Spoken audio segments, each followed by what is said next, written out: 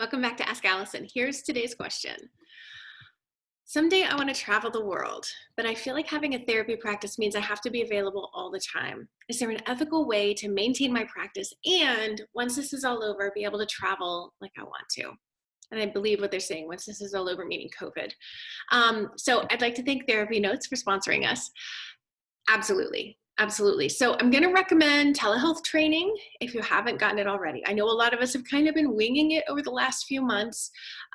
But if you want to travel while you're working, then I would recommend getting a really thorough training first. I recommend person-centered text training. I'm going to put that in the caption so that you can click that. So yes, if you want to travel and work at the same time, it's totally doable. Just get trained and be clear on like, if there are places where you can't do that, maybe travel to places where you can.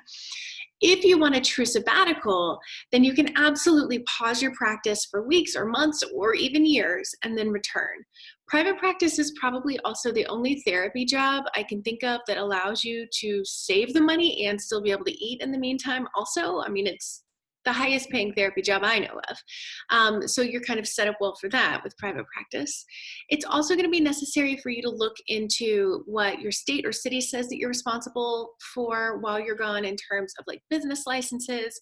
Also consider taxes, even though you're not getting paid, like what are you going to need to do to stay on top of sending in tax forms that basically say you made no money during your sabbatical. You're also going to need to keep up with your professional license. So finding some CEs that are available worldwide, not just online, because we probably will have to go back to having some in person. Also, this is like a laundry list, I'm sorry. Check in with your liability insurance to see if you can just pay for tail coverage while you're away instead of having to pay the full fee the whole time, depending on how long you're gone. But otherwise, you treat your travel time as if you were on maternity leave or you were moving in terms of making sure that your clients have excellent referrals. They know how to get in touch with people that you trust.